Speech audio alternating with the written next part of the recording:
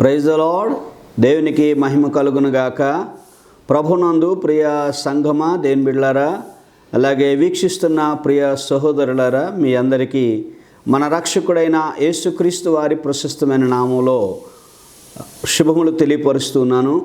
మరి సమయంలో ఈ విధముగా మీ ముందుకు దేవుని వాక్యాన్ని పంచుకున్నట్టు కొనకై, దేవుని వాక్యము ద్వారా దేవుడు మనతో మాట్లాడుకు ఇష్టపడి దేవుని యొక్క సన్నిధానంలో మనం సంతోషించుట కొరకై ఇచ్చిన కృపా భాగ్యాన్ని బట్టి దేవునికి స్తోత్రాలు చెల్లిస్తున్నాను. చిన్న ప్రార్థన చేసి నేటి వాక్యానికి వెళ్దాము. కృపగల దేవా, దయగలిగిన మా తండ్రి, ప్రభు పరిశుద్ధుడా, నీ పరిశుద్ధ నామానికి వందనాలు.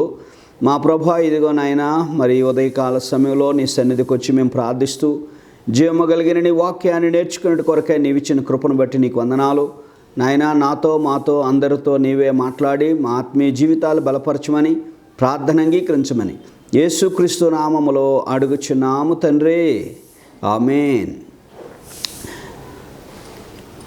కీర్తనల గ్రంథము నుండి 92వ అధ్యాయము మొదటి 4 వచనాలు చదువుతున్నాను. యెహోవాను స్తుతించుట మంచిది, మహోన్నతుడా నీ నామమును కీర్తించుట మంచిది. ఉదయమున నీ కృపను, ప్రతి రాత్రి నీ విశ్వాస్యతను 10 తంతుల స్వరమండలముతోనూ గంభీర ధ్వని గల సితారాతోనూ ప్రచురించుట మంచిది.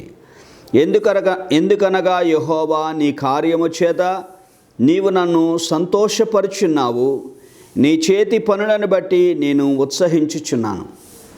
సో కీర్తనల గ్రంథము 92వ అధ్యాయము మొదటి 4 వచనాలలో ఆరాధన ఎలా చేయాలి అన్న భాగాన్ని మనకు నేర్పిస్తూ ఉంది.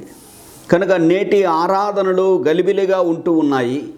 అయితే సత్య దేవుని యందు విశ్వాసం ఉంచిన వారముగా మన పరమ తండ్రి మెచ్చిన ఆరాధన ఎలా ఉంటుంది అన్నది నేను 2 మాటలు చెప్పాలని నేను ఆశపడుతున్నాను. ఆరాధన అనగా 2 విషయాలు తెలియపరుస్తుంది. మొదటిది వాట్ హీ ఈజ్, రెండవది what he has done for us. అనగా మొదటిది దేవుడు ఏమై ఉన్నాడో అని పలికేదే ఆరాధన. రెండవది దేవుడు మన కొరకు ఏమి చేస్తాడో అని చెప్పేదే ఆరాధన. కనుక ఆరాధనలో ఈ 2 ప్రాముఖ్యమైన విషయాలు. కనుక ఆరాధన అనగా వాట్ హీ ఈజ్, ఆయన ఏమై ఉన్నాడు, ఆయన ఎవరు, ఆయన ఎలాంటి వాడు, ఆయన ఏ విధముగా మరి మానవ లోకములో ఘనమైన కార్యాలు చేశాడు అన్నది తలంచుకుంటూ మనము ప్రభువుని స్తుతించాలి. అందుకు యెహోవాను స్తుతించుట మంచిది. ప్రతి ఉదయమున ప్రతి రాత్రి 10 తంతుల స్వరమండలముతోనూ గంభీర ధ్వని గల సితారాతోనూ ప్రచురించుట మంచిది. వారు ప్రభువును ఎలా ఆరాధించారు అన్నది 2 భాగాల్లో నేను మీకు చూపిస్తాను, చూడండి. మొదటిది యెషయా రాసిన గ్రంథము 6వ అధ్యాయములో ఆనాడు ఆ యొక్క దర్శనము ద్వారా పరలోకములో మింట ఆయన ఎలా ఆరాధించబడుతున్నాడో ఈ భాగంలో రాశాడు.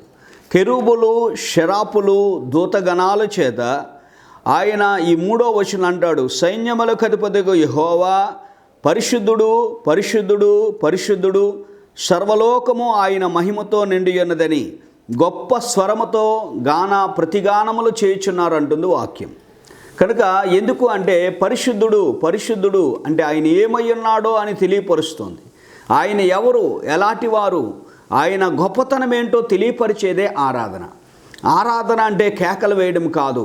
ఆరాధన అంటే చప్పట్లు కొడుతూ గంతులు వేయడం కూడా కాదు. ఆరాధన అనగా దాని అర్థము వేరే. ఆరాధన అనగా అందుకే యేసు ప్రభు యోహాను సువార్త 4వ అధ్యాయంలో అంటాడు, తన్ను ఆరాధించువారు అట్టివారే కావాలనని కోరుచున్నాడు అంటుంది వాక్యం. ఎలా ఆరాధించాలి?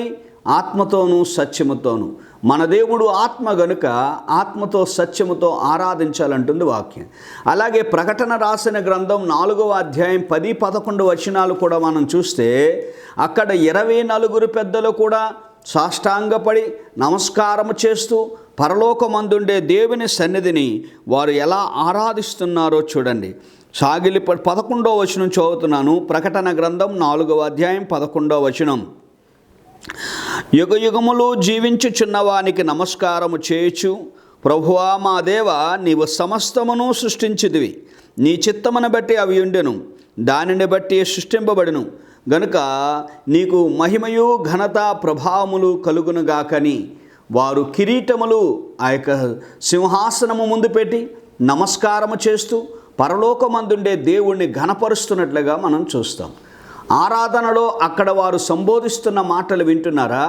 వారేమంటున్నారంటే, ప్రభువా, నీవు సృష్టికర్తవైన దేవుడు, నీవు సర్వాధికారి అయిన దేవుడు, నీ వలనే సమస్తము కలిగినది, నీవు లేకుండా ఏమీ కలుగలేదని వారు 24 పెద్దలు కూడా ప్రభువును ఆరాధిస్తున్నట్లుగా మనం చూస్తాం. కనుక ఆరాధన అనేది చాలా విలువైనది. మనము ప్రభువును స్తుతించడం అన్నది చాలా విలువైనది. మనము ప్రభువును స్తుతించేటప్పుడు ఈ 2 విషయాలు గుర్తుపెట్టుకోవాలి. మొదటి విషయం ఏంటంటే, ఆయన ఏమై ఉన్నాడో నీవు దానిని గుర్తుపెట్టుకొని ప్రభువును ఆరాధించాలి. ఆయన గొప్ప దేవుడు, ఆయన పరిశుద్ధుడు, ఆయన నీతిమంతుడు, ఆయన సృష్టికర్త, ఆయన సర్వాధికారి అని అనేక మంది కెరూబులు, శరాపులు, దూతగణాల చేత ఆయన ఆరాధించబడుతున్నవాడు. రెండవది, నేను మరలా చెప్పాను, what he has done for us, మన కొరకు ఆయన ఏమి చేశాడు. 92వ కీర్తనల గ్రంథం 92వ అధ్యాయం 4వ వచనం చదివాం.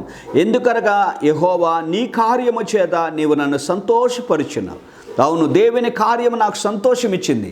ఆయన కార్యమేమనగా ఆయన ఇచ్చిన రక్షణ భాగ్యం, ఆయన ఇచ్చిన నిత్య జీవం, ఆయన ఇచ్చిన సమాధానం, ఆయన ఇచ్చిన శాంతి, ఆయన ఇచ్చినటువంటి మన ఈ లోకములో వివరింప సఖ్యము కాని వరములు ఎన్నో ఆయన చెరగా పట్టుకుని పోయి మనుషులకు ఈవులనిచ్చాడు అంటుంది వాక్యం.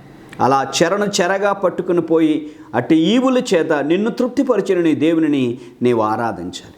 అనగా నీ దేవుడు నీకు ఏమి చేశాడో. ఎందుకనగా యెహోవా నీ కార్యము చేత నన్ను సంతోషపరుస్తున్నావు గనుక నేను నిన్ను స్తుతిస్తున్నాను, ఆరాధిస్తున్నాను. దావీదు కీర్తనలు మనము గమనించినట్లయితే ప్రతి కీర్తనలో ఈ స్తుతి ఆరాధన ఉంటుంది. ఆ ప్రతి కీర్తనలో ఆ స్తుతి ఆరాధనలో దేవుడు ఎవరు అని చెబుతాడు, ఆయన అతని కొరకు ఏమి చేస్తాడో చెబుతాడు. కనుక ఈరోజు మన జీవితాల్లో ఆరాధన అంటే పాటలు పాడడమనో, గెంతులు వేయడమనో, ఆరాధన అంటే చప్పట్లు కొట్టడమనో, ఆరాధన అంటే ఆ మ్యూజిక్ తగ్గట్టుగా మనము దానిని మనము మలుచుకోవడమనో కాదు. విశ్వాసులారా, ఆరాధన అంటే ఆత్మతో సత్యముతో పరలోకపు గవిని చేరేటట్లుగా మనం ఆరాధించాలి. ఆరాధన అనగా పరలోకమందుండే దేవుడు మహిమపరచబడేటట్లుగా మనం ఆరాధించాలి. అందుకే భక్తుడు మాట అంటాడు, నా నోటి మాటలను నా హృదయ ధ్యానమును దేవుని దృష్టికి అంగీకారములగునుగాక అన్నాడు. నా నోటి మాట, నా హృదయ ధ్యానము దేవుని దృష్టికి అంగీకారయోగ్యం అవ్వాలి. అది మనుష్యులు మెప్పించేది కాదు, అది మనుష్యుల ఆర్భాటము కోసం చేసేది కాదు. ఈ లోకంలో కేకలు వేస్తూ గొంతులు వేస్తూ మనుష్యుల ఆర్భాటాల కోసము మనము చేసే ఆరాధన కాదు. ఆరాధన అనేది నా నోటి మాట, నా హృదయ ధ్యానము దేవుని దృష్టికి అంగీకారయోగ్యం కావాలి. అట్టి ఆరాధన నేర్చుకుందాము, అట్టి ఆరాధన సంఘాల్లో నేర్పిద్దాము, అట్టి ఆరాధన ద్వారా దేవుని మహిమపరచుదాము. తద్వారా మన బ్రతుకు దినాల్లో సమాధానము కలిగిన వారముగా ప్రభువునందు సంతోషిద్దాం. అట్టి కృప దేవుడు మనకు అనుగ్రహించును గాక. ఆమేన్.